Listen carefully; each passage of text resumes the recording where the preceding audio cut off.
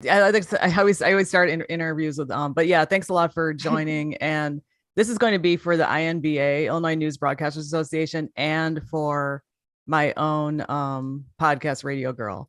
But so right now you're at WGN Radio, hmm and you came from TV. Well, I want to like break it down, but how long have you been at WGN Radio doing news? Okay. So, well, not even just doing news. So I came back to the city in 2019, and I was actually brought on to do traffic for about a year. And then when some openings presented themselves in the newsroom, I shifted over there, considering I had a background in TV news.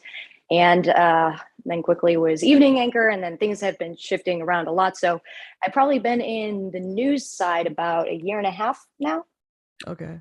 And you worked at WGN earlier, right? So WGN, if you recall, back in 2014, they had the Little Brother sports station, The Game. That was my first official broadcasting job and my first experience with the WGN family. So I did sports. I was a sports update anchor for them. That was a short but great run. So that was kind of my foot in the door for the business. And then that's how I eventually transitioned to TV. And are you a Sox fan or Cubs fan? Oh, I think everyone that even knows of anything smidgen about me knows I'm a huge White Sox fan. Honestly, Okay. I was going to wear my hat, and then I was like, that's probably not the most professional thing to do. Okay, because I'm asking you because there are some people from the southern suburbs or southwest suburbs, and they're Cubs fans. I just want to make sure. Yeah, Okay, that's yeah, good. it's we call them traders by us. Well, I'm Right. don't live there anymore, but I always found that to be quite odd. Yeah. To each their own. Right. So you you left college and then you went straight into the media, or what'd you do? Actually, I didn't. As you, I'm sure, can attest to, and many people in this business know, it's so competitive. It's very hard to get your foot in the door, even in the smallest of markets. It's a lot of who you know and all of that. And of course, I was trying to be a little selfish. I wanted to stay close to home, but number three markets, that's a little hard to start in for most people. So I actually, since I just needed a job, I was a manager at a Hollister for almost a year before I got my first job at the radio station for the game. But actually, I do think that experience alone made me a much better coworker. And it has really transitioned me into a great older person in our business. Not that 32 is old, but some of the young guns coming in, I feel like having that leadership practice really helped me pave the way to help them in this industry. Oh yeah. So what are some things that you learned being a manager? Well, one, you learn quickly, especially at things like Hollister and Abercrombie. A lot of those managers are only a few years older than the people that they're managing. So you have to learn how to lead while showing somebody respect. And it goes a very long way. I think many people have had bosses that feel like they're either micromanaging or treating them like children. And it can make you not want to go to work. It can make you not want to do the work. It is a terrible feeling. I've even had bosses like that.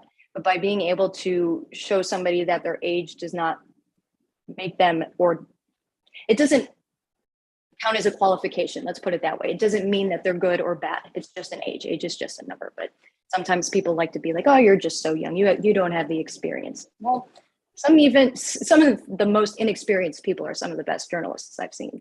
Oh, so why is that? Why do you think that? I think a lot of it is just dedication to the craft. You have to really want to do this job to be good at it, because it takes a lot of perseverance. It takes a lot of dedication. It takes a lot of knowledge. You have to pretty much learn about everything unless you actually get into a position where you become a specialist in something. I will never forget my first TV job when I was basically learning how local government works. And I was so confused, but by sitting down and just kind of taking the time to understand it and learn it, it makes storytelling that much better. And that way you can also kind of explain to people who also don't understand what they're listening to. What's an ordinance? What are all these things? What do all these things mean? It goes a long way.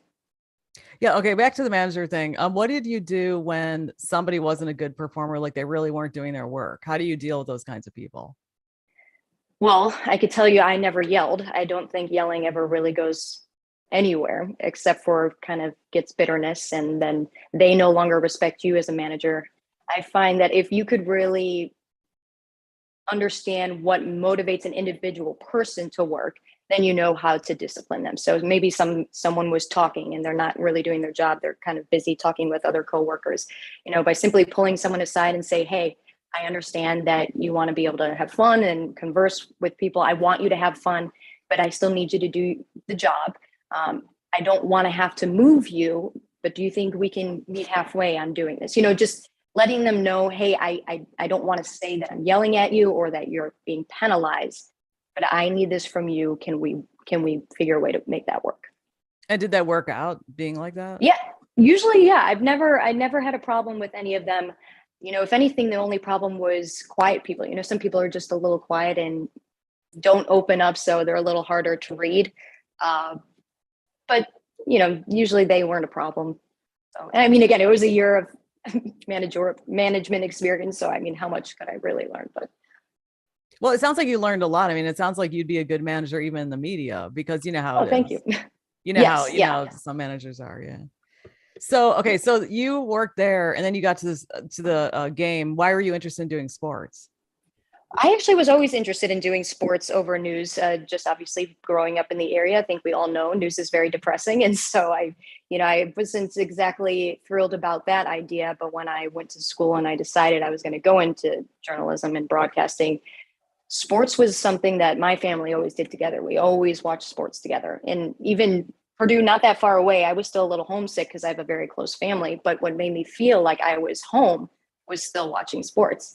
So being able to get involved with the athletic department there, covering football games, basketball games, volleyball, wrestling, you name it. It was a lot of fun because I was able to kind of channel that hometown feeling into something new that I was kind of learning about. Like wrestling, I did not know a lot about wrestling, but being able to kind of channel all of that. And again, going back to how journalism is a lot of learning. It's a lot of you as a person learning about something so that you can relay the information to everybody else. And did you want to do sports on TV as well after you did radio, or what do you think after you did it? I was interested in doing that as well. I love radio, but TV, I just have a different energy.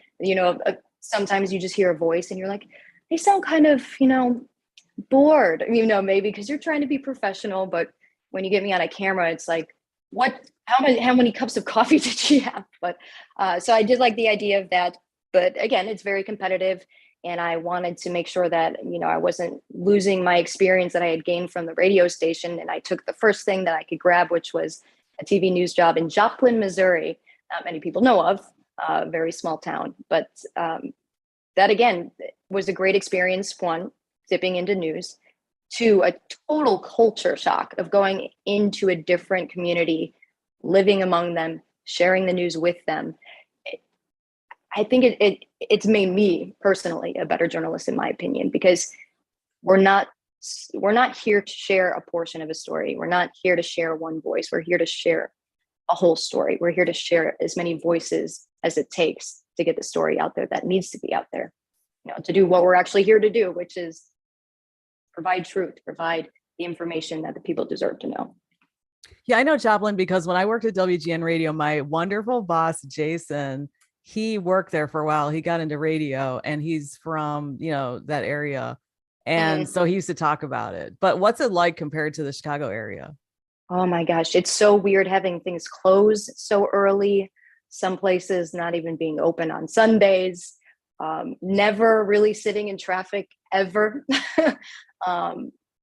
Even just seeing a road that maybe has 2 lanes on each side, but you're only going to see one other car, and it's considered the main street. It's just so weird to feel so quiet and empty. But there is a hometowny feel to something like that when things are that small, when everybody kind of knows who you are. I became a regular at some of the places just simply because there are only so many places to go and only so many faces that you see on a regular basis. But I like that, it made me feel welcome very early on, even though I was, maybe different to them in terms of my A's, my hard Chicago accent. Not that I think it's very hard, but when you go down somewhere else, they're like, whoa. But yeah, it was great. And then how long were you there for? 2 years. So kind of that typical starting out 2-year contracts. Started as just a reporter, and then after 2 months moved over to the weekend anchor shift, and was that until I got my next job in Oregon. Well, what's it like to be a reporter compared to an anchor? Reporters are very, very, very, very, very, very busy. I will say one of the downsides to reporting that I found, sometimes you just never know what your day is going to be like. So, there would be days I'm not getting to eat. I'm not getting to even go to the bathroom because you're all of a sudden running from one place to the next. You don't know if there's going to be some big breaking story that all of a sudden you're out on scene for hours on end for a whole shift, for a whole day. Maybe you didn't dress appropriately. You're wearing one time I wore a dress, and then all of a sudden it was 5 a.m. I'm out at a scene of a fire and it's 25 degrees outside. And that was not an easy day. It's just the unknown of your day when you're a reporter can be very challenging. And of course, you're the one who is gathering all the information, making sure that you're getting every detail, all the voices, and then the anchor is presenting that through you. So I still to this day just give so much credit to reporters, because it's like doctors and nurses. The nurses are the ones doing the heavy lifting most of the time. Well, did you like being an anchor after being a reporter? I did. That being said, having a consistent schedule was more comfortable for me, kind of allowing myself to eat and drink water, go to the bathroom when I wanted to. Also, just the sense of when I moved into morning anchor in Oregon, I'm a very goofy person. Being able to kind of bring in that creative, funny side of myself made me like my job a lot more. And I was able to do two things. One, continue to do what I feel obligated to do, which is be a honest voice for people. I do feel that a lot of people trust me as a listener or a viewer. So I was able to do that while trying to lighten things up, because again, news is very negative, especially these days. And you want to make sure that someone is at least getting one smile when they're watching the news, whether that be a feel-good story, or I can't even tell you how many times I've met people and they're like, my favorite part of the news is the kicker, which, as you know, is just a funny little story usually you end on. But that's because truly we're all begging for something to make us feel good. But at the same time, if news is always about feel good, or often about feel good, then people wonder what's going on, right. What are you hiding? Yeah. And it sort of reminds me of, Behind the Iron Curtain. I mean, they were showing videos of grain and things like that. But I know. I think the balance is good. That if there's some hard news, it's good to balance it out with some good news. So absolutely. Mm-hmm. Well, so when you were doing news though, initially, did you really want to do sports again, or how did you feel about it? It was hard. I mean, to this day, I battle with it because I still love sports and I still talk about it. And I'm known as a giant White Sox fan. And, that was actually one reason why I was even brought into WGN in the first place, when they were still carrying the team. And, they're trying to transition from the home of the Cubs to the home of the White Sox. And they're like, we know who could help. So that was, that felt good to have that acknowledgement and things like that. But again, I do feel like ever since I moved into news, and, especially 4 years ago, we were dealing with a community, a nation that was starting to really lose trust in media. And, there are definitely plenty of journalists, some that I will even say journalists, that have tainted that title of respect and truth that they're supposed to be carrying that responsibility to provide that. And they didn't. And now it's put a much bigger burden on the rest of us. And since I'm somebody that does not consider myself Democrat or Republican, I'm a classic Libra, I guess you can say. I'm all about balance. I do feel a responsibility as someone like that to continue doing news for that reason, if that makes sense. Yeah. Well, I think that also what's happened is people have looked behind the curtain of the media, because I think in the past, people didn't get the opportunity to do that. And now they see, mistakes being made, et cetera. And then they can see patterns of reporting. And then they think, wait, this doesn't add up. Some people. Yeah. And then some people have their own theories that have nothing to do with what so it's complicated. I think now because more people have a voice. So, there's more skepticism. But okay. So you were in Joplin, where Jason Skaggs, I want to call it, do a shout out. He worked there for a while, and he used to be at WGN. He used to be the commercial creative director. Oh, wait, you were there, I remember right? him. Yeah, he actually reached out. He's like, I never knew that you were in Joplin. I was like, Wow. I still have to respond to him, but I was like, I didn't know that you were. So that's kind of funny that we never talk about that. Yeah. So, and then, so you went to Oregon. I know that something happened because, I read about, the situation Yeah. there, but so you were an anchor in Oregon. How long were you there for? So I was supposed to be there 3 years, but WGN ended up asking for me to come back a little over a year after I was there. So that was a hard decision. I really did love Oregon, and it's such a beautiful place. And, the viewers were great. And again, I had a lot of fun. I was able to insert a lot of my creativity in the fun side with the responsibility of truth telling and all of that. But WGN is home. And, I think everyone in Chicago, and I know everyone I can work with, can remember when they were younger and either being in a car or, wherever, listening to WGN with their parents or their grandparents in the background. And it's hard not to want to be a part of that. But can you just talk about, I know this is public, about what happened there, in case people don't know, that you were asked to do some promotional message? Yeah, so I'll touch on a little bit. I still, from signing my life away with a contract, I'm only limited to say so much.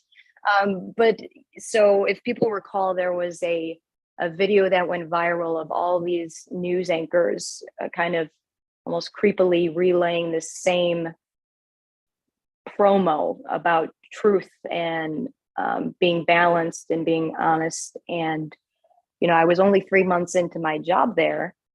And I knew that there was some stuff that would make me saying that promo a lie. And I am somebody that it is almost impossible to lie because of how, I don't know, it's almost like a physical block for me. I don't lie. And I was not comfortable saying it. And thankfully my co-anchor was the same way. We agreed we were not comfortable doing that. And, we let them know. We even offered our own revisions to the script to where it would be more honest. And that was a no-go. And it was a scary time for me. Again, just spending pretty much all my money to move across the country to Oregon, to this new job, fearing that, I could lose my job so soon and then what would happen.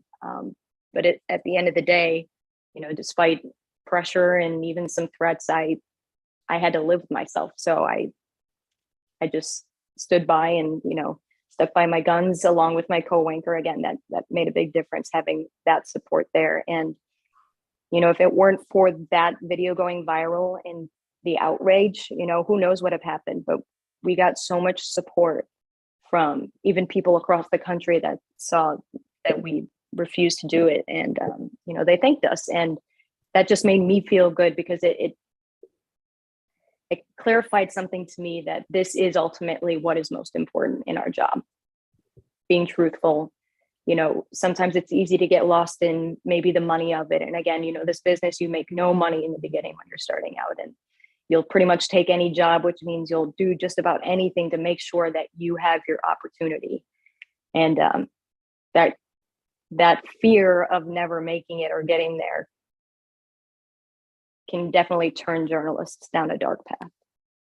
Yeah, it's not just journalists also, because I've talked to radio people, people weren't necessarily journalists, and they said, I wish I didn't do certain things to get ahead. Now, they didn't tell me what it was, but, and I think in a lot of jobs, people come to a point where they have to make a decision. Am I going to go with what they want, or am I going to do the right thing and possibly lose my job? So what advice is, what's very interesting is you went through this early in your career, because some people don't have to face it until later on. And by that time they're too invested. But what advice do you have for people who are in that situation? Well, the best advice I can give, and not the situation where you have to read a promo, like a situation where possibly you have to do something that you don't necessarily agree with, and it may jeopardize something. Yeah, my best advice would be just go with your gut. I mean, if you feel deep down that doing something would be a lie or not right, and you're not okay with it, don't. And, it's not easy, but, and again, hopefully that's the right advice, and hopefully they won't be in trouble, but it's seriously weighing the pros and cons. And ultimately you have to do what you believe is best. And, if that's, not risking something because you're afraid of your career, okay, but think about what is going to happen or how you're going to feel about yourself if you do go that direction. Just don't ever rush a decision like that, I guess, is also my second piece of advice. Because I know for a fact, if I were to go the other way, I really wouldn't have been able to live with myself. I'd be thinking about it all the time it's like, why did I do that? Why did I do that? Why did I say that? That's not me. That's, totally goes against who I am. So yeah, because sadly, those things are hard. It sort of reminds me of sort of like in the extreme way, the Me Too movement, because there are people who are in situations and they really felt icky and they thought, yeah, but if I don't do this or whatever it is, it could be any level, I may not get ahead. And then you sort of go down this road. Yeah.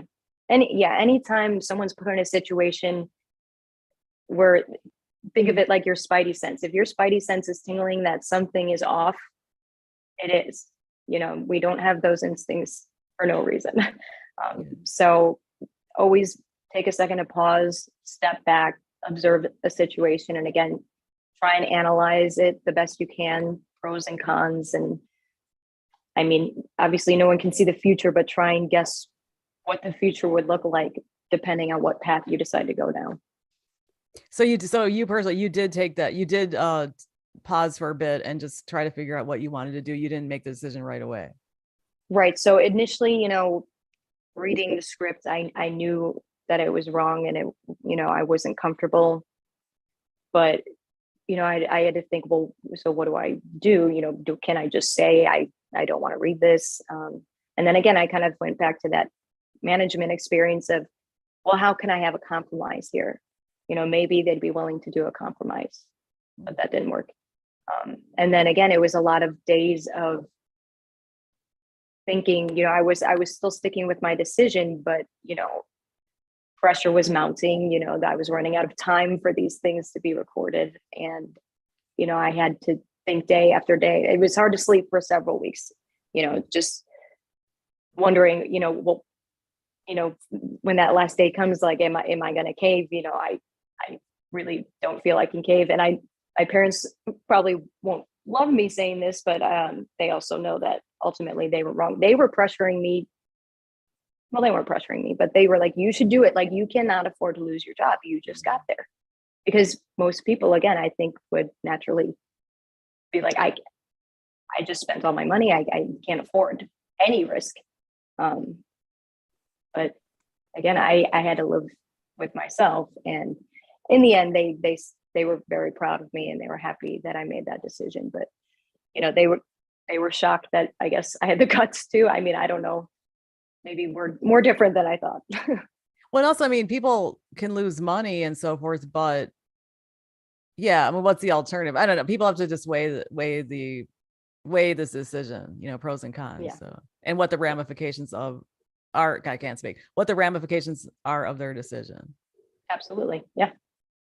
So going from Joplin, so going from the Chicagoland area, the city of Chicago and the suburbs, and then going to Joplin and then going to Oregon, what was it like to travel and live in different places? Well, at first it was really hard. I won't lie. Because again, even I mentioned when I went to Purdue, I was a bit homesick, and that's not even 2 hours away. But being forced to kind of be out there on your own and, live in an area that's not only totally different to you, but you don't know anybody. You're really forced to make new friends and do all of that. It's very lonely at first, but when you kind of get used to it, it's just cool to think about it in the sense of it being a new experience. And I think of it like traveling. You even said travel in that sentence. It really is just like traveling. You're experiencing a different culture, even though it may not seem like it because, Missouri is a state away, but it is. Every town is a different culture when you think about it. So being able to experience something different like that and be on your own, I actually learned to love my alone time. Now I like it a little too much probably because I just got so used to it. But it was always really fun and unique and different to kind of get thrown into different places and kind of become part of the community. Like Oregon was great because I'm a big outdoors person. So I was able to go on like a nice half-hour hike, 10 minutes from where I worked there. And then I could go snowboarding on the weekend because mountains were an hour or 3 hours away. The ocean was an hour the other way. So there was a lot of different things to do there. But yeah, it was great. And, being home is obviously always great too. But now my whole family lives in Colorado. So it's like I come back and they all leave me anyways. But, now I just have an excuse to go out there more. But nothing beats Chicago. So it's just great to be home. Yeah. And then when you came back to Chicago, did you see it really differently? Because you had lived in these other places, like Oregon. Everybody says, or I haven't been there many years, but everybody says Oregon is so beautiful and incredible. Mm-hmm. It's just different types of beauty. And again, having this nostalgia of it being home, that's part of it. But, mountains and buildings are not so different, from afar when you look at them. It's just a beautiful skyline of some sort. It's just, I know it's hard to explain. They're so alike and yet so different. It's just kind of the difference between an environment beauty and a architectural beauty. And then also, were you an athlete when you were younger? I was in gymnastics for a long, long time. I did a little soccer, nothing, super serious, then cheerleading. And that was pretty much it. More of the sports of like snowboarding and wakeboarding, stuff that you don't do at school. But other than that, it was kind of the flipping around stuff. And then when you came back, so what is it like doing radio compared to TV?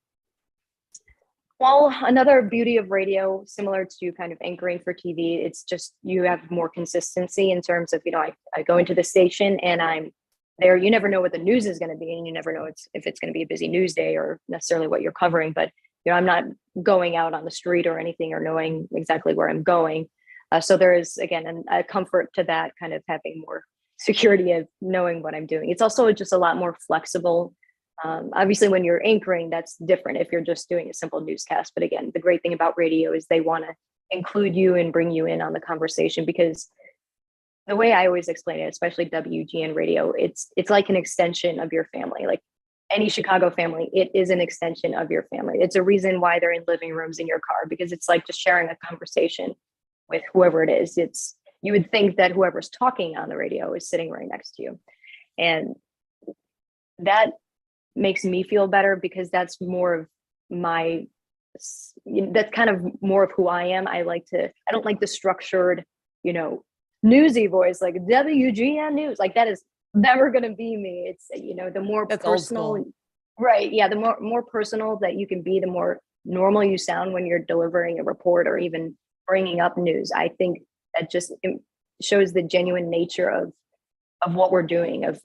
We really are simply trying to just tell you something that we know, and something that is you can trust to be true, because we are a trusted brand. And there's just something great to that, rather than feeling a little more stiff in TV. But again, I also love TV. So it's, I'm one of those people, I now just love so many parts of the business. It's hard to pick and choose. Yeah. And then I was going to say about the conversational part, it reminds me of John Williams, because he's really good. Yeah. When he interviews people, he brings you into the interview like you're sitting there with him. So. Oh, he's phenomenal. He's a pro at that. Yeah. He's one of the best. Now, why do you like the business so much, even though you said it's competitive and complicated, et cetera? I think, again, it's everyone wants a sense of purpose in life. And I feel like, because no one's ever said this to me, but I do have this weird sense of an obligation to be where I am.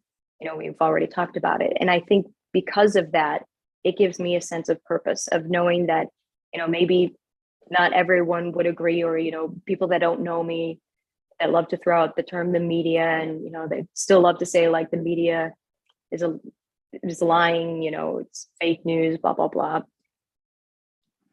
Deep down, I know that what I'm doing is right, and it's good, and it's benefiting people, whether they want to accept what I'm saying or not, or if they even listen or not, that's fine. But I know, based on my own performance, again, being able to live with myself and how I deliver news, I feel like it is just a sense of purpose that I fulfill every day. And it makes me feel good about myself, knowing that, I'm doing the right thing, and hopefully what I'm doing is helping other people. And then when about the competitive aspect, how do you deal with all the, like, how have you been able to achieve certain things with the business being tough? All you can do is focus on yourself. I learned early on from experiencing some coworkers and some aspects of newsrooms where things were, a little diva-ish or competitive or just a little toxic, that the only thing you can do is focus on yourself. And if you want to improve yourself, do it. Continue to do it. Continue to work. Know that no matter how far you get, you can always learn something. You can always improve on something, and don't stop doing it, because as soon as you do, then you've gotten lazy in your job, and then you might want to start thinking about why you're there in the first place. But I've always tried to be the best at what I'm doing. Obviously, that's near impossible, but with that mindset, because I want to be the best at what I'm doing, and I'm just kind of naturally a hard worker, it's just, I don't know, it's gotten me here, and who knows what the next step will be or when that will be. But I've also found that things fall into your lap usually when you're not looking, just like this job. And then also about, putting together a story, how's it different between TV and news? Well, you mean TV and radio? Yeah, sorry, TV and radio. Yeah, that's okay. I will say radio is challenging in that sense, because everything, if people know broadcasting terms, everything's like a VOSOT, but even shorter. You make it shorter than that because you need to try and make a whole story, maybe 30 seconds, at most a minute. Whereas, even the VOSOT is a short version of your story, of your package. So that is a challenge, to almost try and get in every part of every angle of the story, or every voice, that might be part of the sound bite. Everything gets like one sentence, because otherwise you're never going to get it all in there. So there was a challenge to try. There was, a bit of a learning curve in terms of me kind of transitioning my TV writing into radio. And now it's funny, because I wonder how much longer it would take me to go back if I had to go back. Yeah, it's just a little more tight. Yeah, because TV, you write to the pictures, you write to the video. So you can just say, you don't have to describe everything. Radio, you have to describe everything for the listener to understand. Right. And, a lot of stories are also centered around the characters, which are the people that are being interviewed in the story and things like that. And you don't really have as much of an opportunity to do that in radio. So I do think that it can be easy to lose some of that personality in news stories for radio, but, it's just part of the challenge. And I think that's part of why it's so important to have hosts that are often talking about things that are in the news, because then they're actually going above and beyond what TV is doing, because they're giving a whole thing, a real conversation, in maybe a 5-minute segment or something like that. So, it's kind of the different pros and cons and how you look at it and how everything usually plays out. And then also with doing radio, I mean, when are you on the air on WGN? So you'll hear me do top stories with Steve Bertrand while he's anchoring 2 to 5, and then I'll anchor the 6 and 6:30. So I'm pretty much, but I'm there, 11:30 in the morning through 6:40, and then I'll do little things here and there, like Brightside. Of course, I'm always a part of with John Williams on Friday, which is clearly like the best part of the week, because it's like the kicker. Everyone wants to hear the good news and feel good stories and share stuff. So it always makes me feel good. Yeah, I love his show. I mean, seriously. I mean, it's so friendly, and I mean, he talks about topical things, but it's like a comfortable listen, and even if I disagree with him, I still want to hear what he's saying. So yes, he's a big goofball. He's brilliant, and he really knows how to talk to people to make you feel comfortable and to make things, again, feel even less structured. That, I already think radio is less structured than TV, but he takes it to a new level where it really does. You wouldn't even think there's a microphone or a 100 miles between you and him, depending on where you're listening. So he's a pro. And the thing about radio, really good talk radio hosts, is they do have structure. It's like jazz. I mean, there's a structure, but then they're working within the segments and the time. But it sounds like it's very free, because I noticed that the amateurs think that they don't need any planning. It's like, no, these people are planning it. It's just they sound natural. Yeah. I found for TV interviews, the best way that I always could prepare was know what you're about to talk about with the person you're going to be speaking to, but don't know everything, because then you want to make sure those questions, like the things you are asking, are genuine. You genuinely want to know. You don't already know and you're waiting for a specific answer. But yeah, you can't go in there just being like, who are you? What's this? Yeah, because to make sure to get everything in that small amount of time, you definitely need structure. And then are you also a reporter at WGN? So I am gathering a lot of the stories and I'm putting together a lot of the stories. But again, just having a smaller newsroom than WGN used to, we don't really have people go out in the field. So luckily that's the benefit to having the relationship with TV. You know, we get to share a lot of what they have. And other than that, it's just our team working together to make sure that we're putting together all the stories for the newsroom to share. And are you on News Nation as well? We have our own little radio bits that we do for News Nation on the app that'll play. I haven't recorded one of those in a while, but I did do some of that. But no, they haven't asked me to be a guest just yet. We'll see if that ever happens. Yeah, because I'm wondering if you could ever be on the TV side, if it's together. But yeah, it's even something I'd be willing to split, like why not do both? Best of both worlds. Actually, that's probably like the most ideal world for me. And then I don't have to choose. It's like getting a cat or a dog. Well, I like both. I don't know what to get. Yeah. And then also, what do you think about the digital aspect of journalism? So for instance, when I talked to the older people, it was all separated. They didn't have digital and they were just an anchor, they're just reading the teleprompter, whatever. And now people have to do more. What do you think about that? Do you like doing all that? Yeah. And I understand the challenge of that. Even I have, ever since kind of getting into radio, stepped a little bit away from some of the social media because it's almost too much to try and add that on top of the other stuff. But it really is an important audience, and it's a different audience, especially for WGN radio.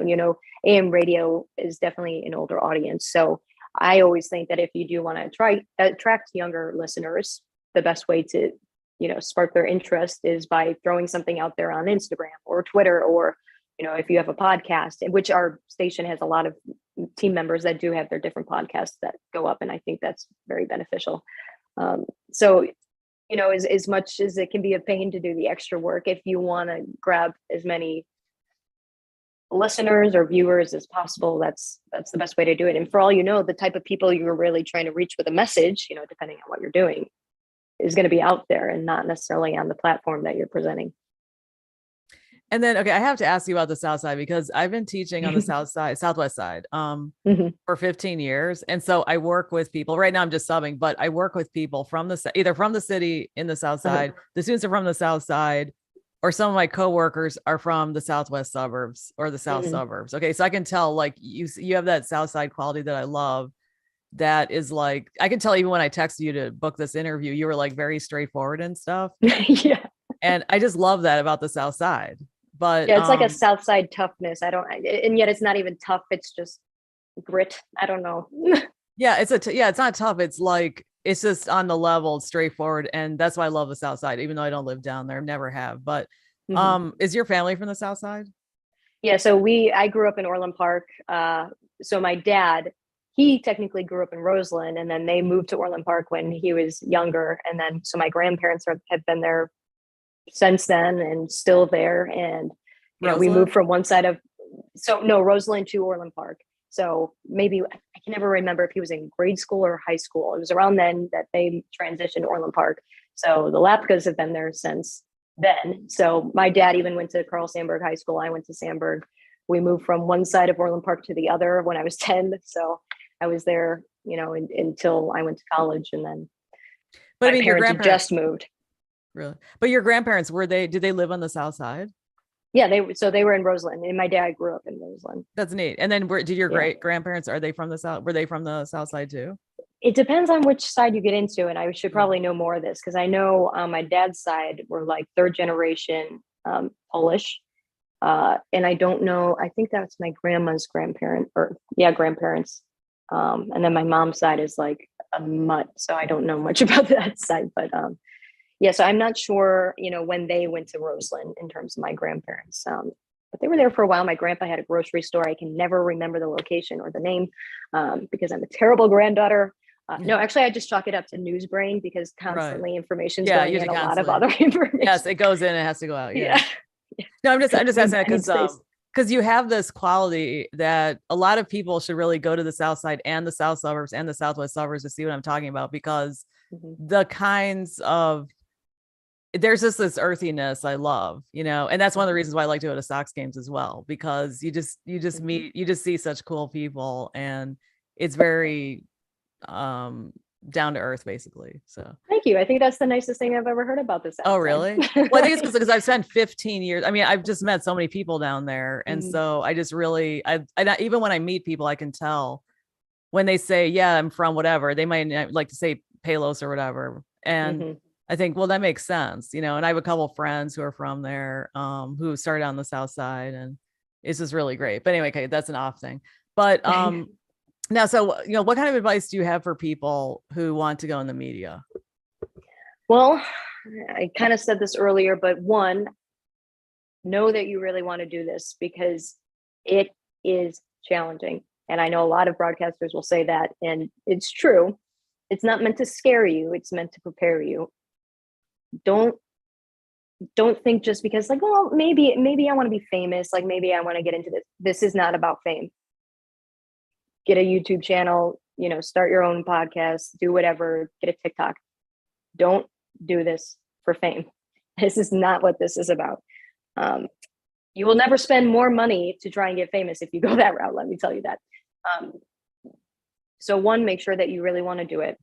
Two, when you make that decision, learn as much as you possibly can. I think one of the best things for me was some of the other classes that I took in college that had nothing to do with broadcasting. And that includes sociology. I was almost a sociology minor, a few credits shy, but all the different sociology classes. So having the education of, race relations and sociology, socioeconomics, all kinds of different ways that, sociology plays a part into journalism. I didn't really realize until I was a little bit further into my career, but also things like psychology, obviously ethics. Ethics is a big one. And I've met plenty of people in our business that when they were in journalism school did not take an ethics course, which I kind of just also find baffling. But all those things play a big role in being a good journalist, because the more that you can understand a community, the more you can better serve them. And, all the other stuff comes with the broadcasting classes, learning how to work a TV booth or a board or behind a camera, whatever that is. It's so much more than the technical side of TV or radio. It really is about being kind of a voice for your fellow neighbors, and again, I think that gets lost on a lot of people. So make sure that you expand your education to learn as much as you possibly can. And just know that you're going to need a lot of tenacity and hard work. And as long as you do that, I mean, there's no telling how far you can go. Other than that, network. I mean, that's the more generic answer. Answer is just make sure to network. Sometimes it's all about who you know and who's willing to help you get your foot in the door. What's a good way to network?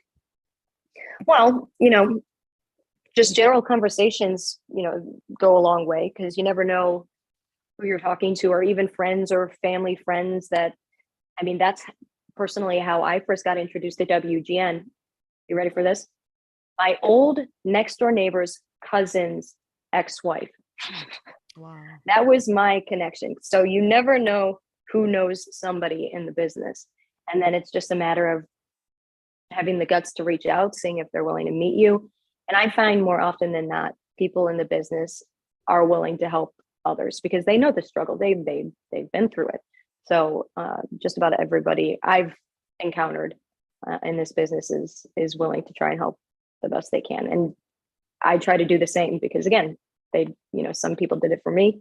I want to pass it forward, pass it on, and make sure that if there's something I can do, not saying that I can, I've still only been in the business 8 years, but I try.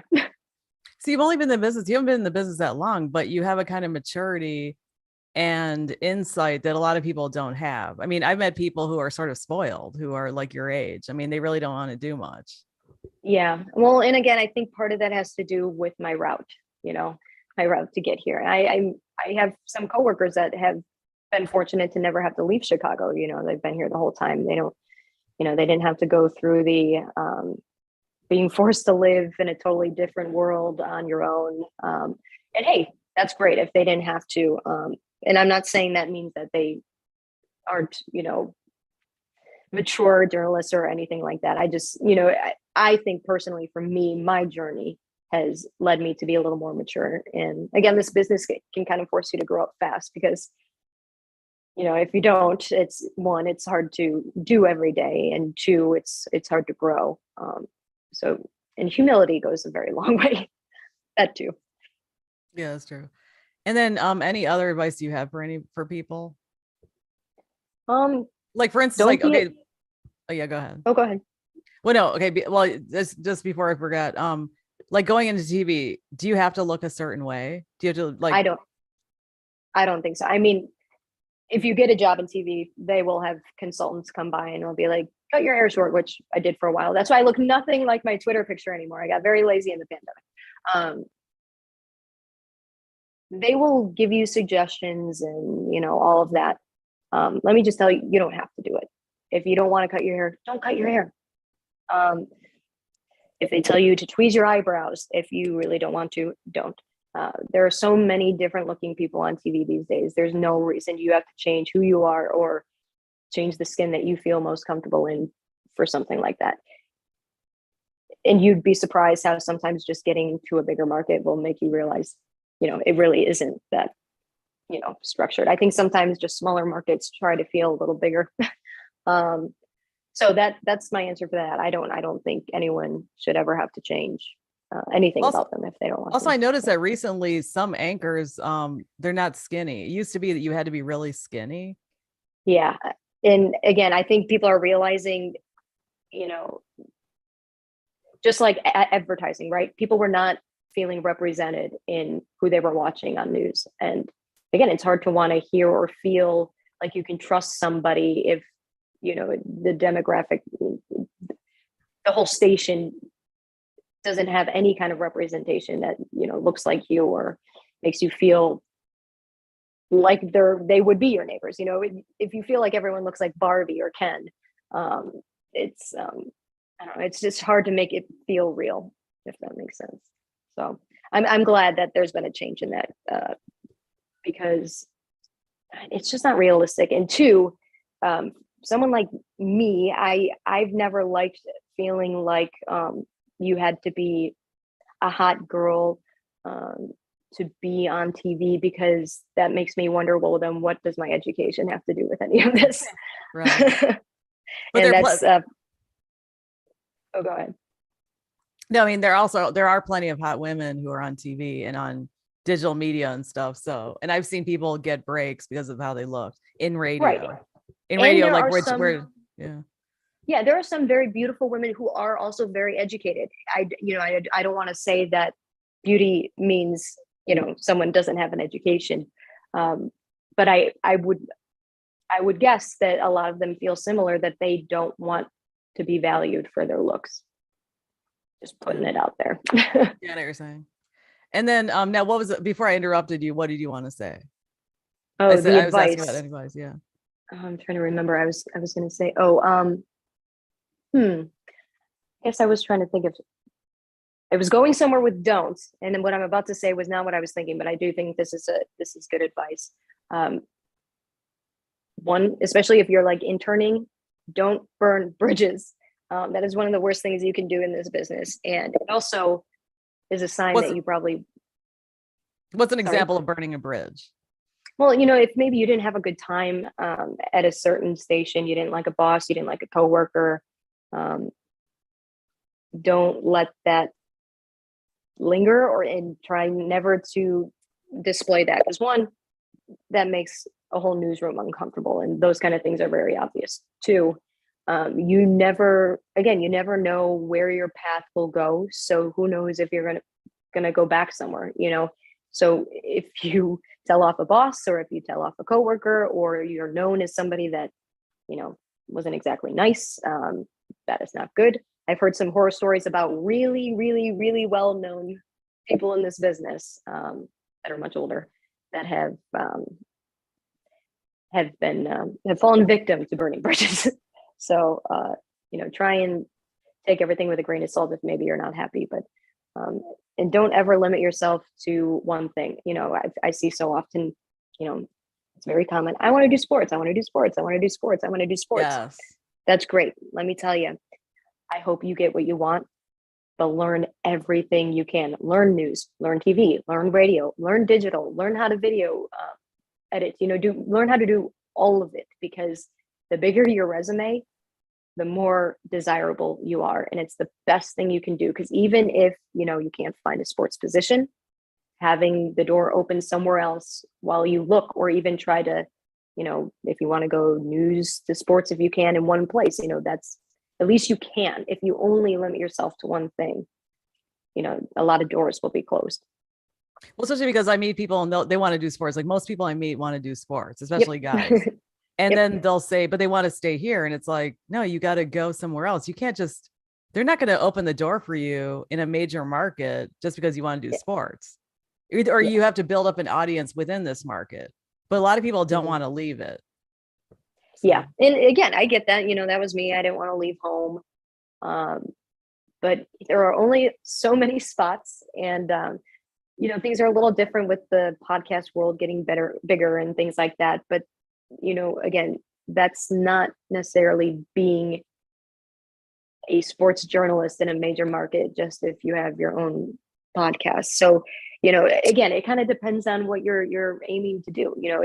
If you always want it to be something casual like that, then just be consistent and know that it might not happen. You might not ever get the views that you want, or maybe it will. It's all about how much you're willing to invest in your time and money, because you might not be making any money as you're doing something like that. But if you want to, make your way through broadcasting in terms of working with TV stations or radio stations, you are most likely going to need to start in the smallest market in the middle of nowhere and work your way up.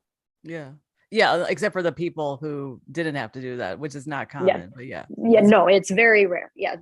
So again, just because some, just so because I know some, and you'll even hear some say that, just know that that is extremely rare. Yeah. And anything else? Okay. Do you like Southside pizza or Northside pizza? There's a difference. Well, is there a difference? I mean, I'm more of like, I just like tavern, and I'm actually very picky with pizza because I hate tomatoes, but pizza sauce is not tomatoes. Obviously I know it's tomatoes, but it doesn't taste like tomatoes. But it's all about the sauce. Like, I need a good sauce that doesn't taste whiny or a little too fresh. Like D'Agostino's, that's my favorite pizza in Chicago. Okay. I gotta say. So, but I also like Nancy's, and Nancy's is in a lot of southwest suburbs. So right. Okay. I don't know. I'm gonna stop this. I'm stopping.